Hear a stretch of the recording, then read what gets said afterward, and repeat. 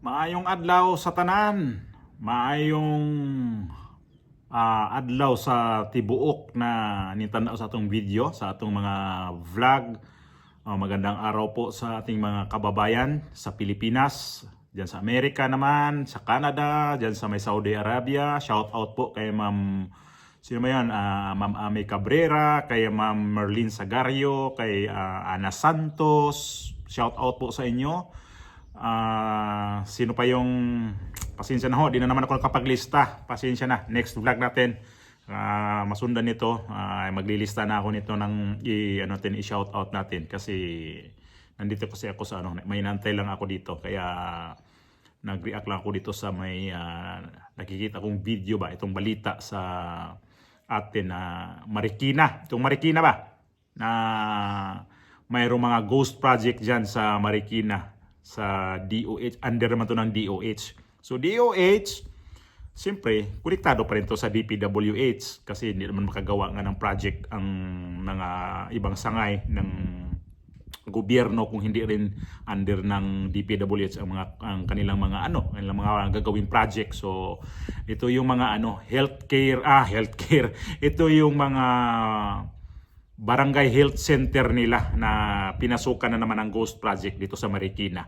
At ito yung gawa natin ngayon ng reaksyon. Ipasok natin yung pinakabalita. Halos 300 super health center ang nadiskubre ng Department of Health na hindi kompleto at hindi mapakinabangan kahit pinondohan ng milyong-milyong piso. Kabilang dyan ang pasilidad sa Marikina na 2024 pa tapos ang pundasyon pero hindi na naituloy ang konstruksyon. Nakatutok si Maki Pulido. Tinubuan na ng mga halaman at damo ang loteng dapat may naitayong Super Health Center sa Barangay Concepcion 2, Marikina City. 21.5 million ang pondo para sa Phase 1 ng construction o ang pundasyon ng itatayong gusali na natapos unang bahagi ng 2024. Natapos naman ng Marikina LGU ang Phase 1. Pero nang puntahan ito ni Health Secretary Ted Herbosa, halos matakpan na ng halaman ang ginawang pundasyon. Di ba yung manananggal hati, yung itaas wala, yung ibaba na iiwan? So, ewan ko, lumilipad siguro yung manananggal dito. Ito yung paanan. DPWH ang dapat gagawa ng Phase 2 o ang mismong 4 na palapag na gusali.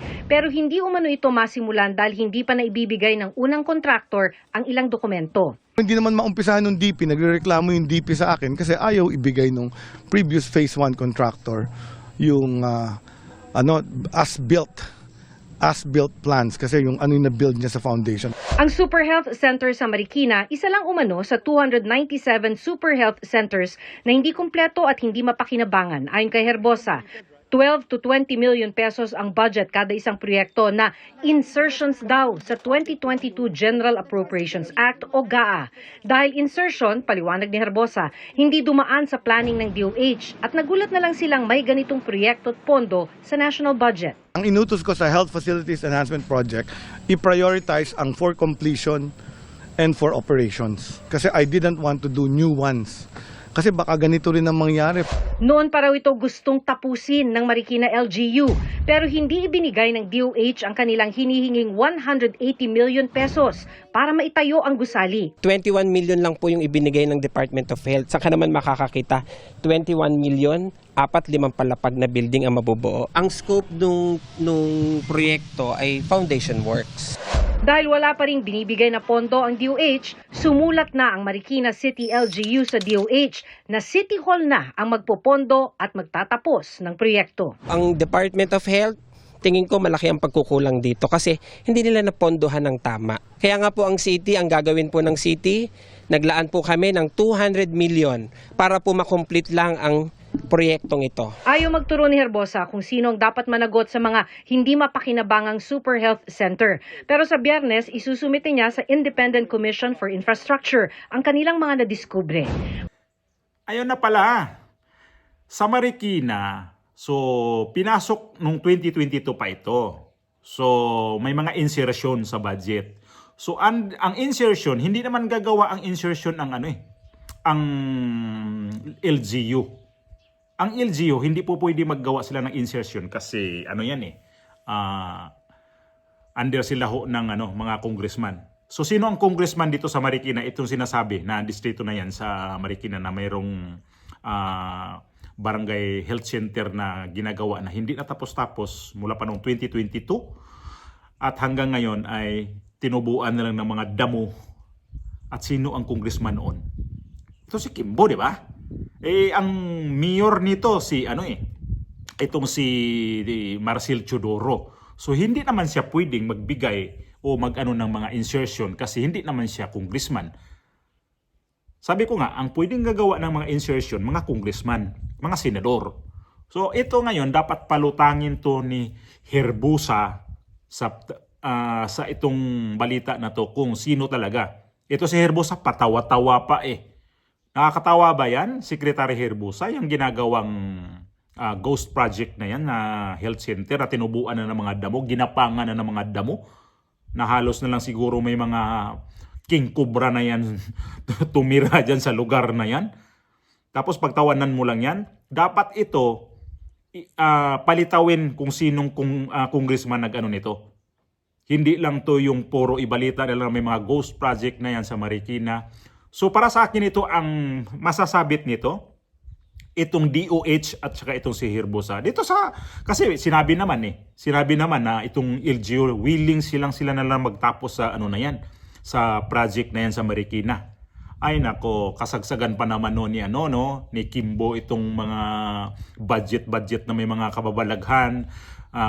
Dumating pa sa punto na tumakbo to si Kimbo na ayaw magpa-interview kasi nga doon sa mga insertion na yon.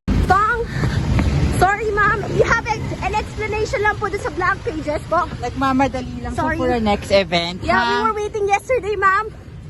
Ma'am, kindly explain daw po yung explanation lang po blank pages po.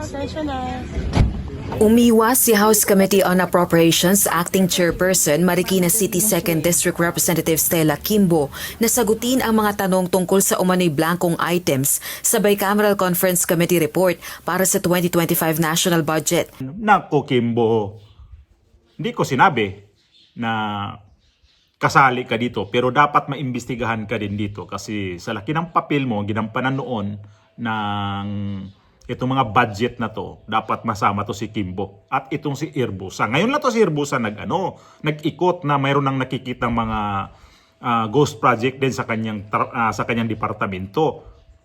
Noong kahapon yata yun, noong isang araw, o hindi ko nagkakamali, pumunta to ng Antipolo kasi mayroon din sa Antipolo. Ay, Antipolo, sino na naman ang ano dyan? Ang congressman sa Antipolo. Dalawa ang kilala ko dyan sa Antipolo na sobrang madakdak na congressman.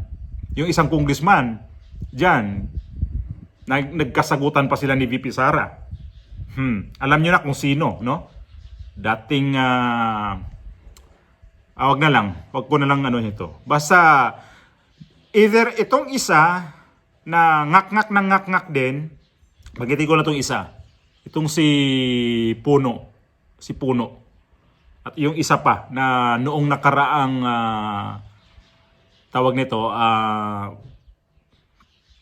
nakaraang taon na sobrang kating-kati ang kanyang mga sinasabi dito kay VP Sara. Alam niyo na yun kung sino. Kaya na lang magbanggit, ay ko na lang banggitin. So, either sa dalawa na yan, kung sino yung natuka sa kanilang distrito na yan na may ghost project din. Hindi ghost project. Sorry. Tapos na, pero kailan lang ginamit. No?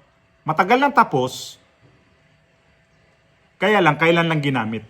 Kasi nga, ang katuwiran ng LGU ng lugar na to, ng Antipolo, ay hindi do basta-basta yun kasi kailangan pa nilang may inaayos pa sila doon.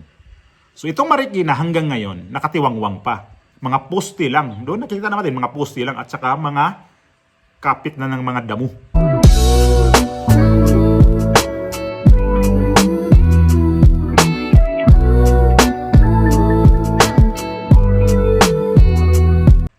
Ay, nako, si Kimbo nito. Ilang distrito ba ang Marikina? Dalawa, no? Dalawa, tama. Kung nagkataon to sa distrito ni Madam Kimbo, mukhang mayroong nangangamoy na karma si Kimbo. Kimbo, kasi sobrang gahaman to noon eh.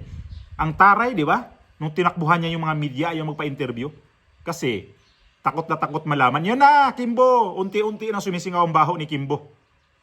Kung sino talaga ang distrito nitong ano na to, na may-ari niyang super barangay health center ba yun? Mega o super? Para ma-super na tinubuan na nga ng mga damo yan dyan eh. Hirap na nga, nagiging gubat na eh, yung lugar na yan. Sa loob mismo ng Marikina, syudad ang Marikina, pero may gubat pala. Tapos sa loob ng gubat, mayroong mga wakwak doon, ghost project. Tapos si Herbusa, patawa-tawa pa to si Herbusa sa DOH. Di ba yung manananggal hati, yung itaas wala, yung ibaba na iiwan? So ewan ko, lumilipad siguro yung manananggal dito. Ito yung paanan. Ang daming ano nito ni Herbusa, ha? Ang daming mga anomalya din sa kanyang departamento. At bakit hindi pa to tinanggal ni Bongbong Marcos?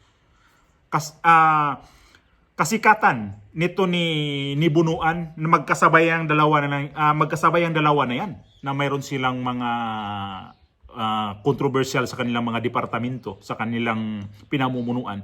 Pero si Herbusa na iwan ngayon, nandyan pa, nag-iikot pa. Shout out Marcos, tanggalin mo si Herbusa. Walang silbi na DOH secretary yan. At nabalitaan nyo, mismo sa loob ng DOH, yung mga matagal na doon, yung mga may mga position sa DOH nag-resign. Itong si Vergere, yung babae, nung panahon ng pandemic, grabe ang trabaho na yung doktora na yun, na nag-resign o tinanggal. I think 3 ang tinanggal doon o nag-resign, umalis ba, na mga malalaking position sa DOH kasi hindi nila kaya hindi nila masikmura itong DOH na mga katiwalian sa DOH. So, dapat ito, si Herbusa ngayon, maimbestigahan ito. At ito si Kimbo, nung pag ginawa mong pang-aapi ni BP Sara noong time na yon, simisingaw na talaga ang baho mo. Kung ikaw man to, dito nag-insert dito sa project dito sa Marikina, nangangamoy ka na, maano ka na dito. So, ito na yung karma ni VP Sara. Yung iba kasi ngayon, nagsasalita si VP Sara tungkol ho dito sa DepEd na kung sinong contractor doon sa mga laptop. 'Di ba? Ang SunWest ang contractor. Sinabi ni VP Sara yon na under ni Saldico. Ang mga tao nag-react. Meron akong kakilala nag-react siya. Noon pa pala yan, alam mo kung sino yung contractor. Bakit ngayon mo lang sinasabi yan na si Saldico ang involved? Ito naman kasi mga to, pag nagsalita na, noon pa daw na tinatanong yan, ngayon na nagsasalita. Ay na nga, nagsasalita na nga eh. Noon pa si VP Sara nagsasalita. Yung mga budget, 2 lang may hawak niyan, Saldico at saka si Martin Romualdez. Kasi ngayon, lang kayo naniwala dito na si VP Sara ang unang nagpasingaw nito, ang unang nagpalabas kung sino talaga ang nangurakot, nangawat sa ating mga budget mula pa noong 2022. Tapos sabihin nyo si Marcos, Marcos ka dyan, si VP Sara. Kasi lahat ng alam niya, sinasabi niya na kaya lang, yung mga tao hindi naniniwala, yung mga nasa House of Representatives hindi naniniwala. Ito ngayon, unti-unti nang lumalabas yung sinasabi ni VP Sara na kontrolado ang budget ni Saldico at ni Martin Romualdez noon. At ngayon naman, ito na naman, may insertion. So, agapan nyo na agad yan. No, hindi na ma-insert yan. Kaya, nakikita ko dito ngayon, itong si Marikina, mukha may paglalagyan ang dating congresswoman dyan na nagiging ilap sa media nung time na yon sa pag-interview. Ay, ang sarap pakinggan ito kapag na-involve itong congresswoman na to. Sarap balikan na sumbatan. Ayan na. O, magkasabwat na. Dating congressman at saka itong DOH. Kasi ang local government naman hindi sila na mismo ang nag-offer na tapusin. Noon pa yan, humingi sila ng budget ng DOH pero hindi pinapansin ng DOH. So in short, mayroong kickback ang DOH kaya nito. At itong congressman sino, kaya ito ay abangan.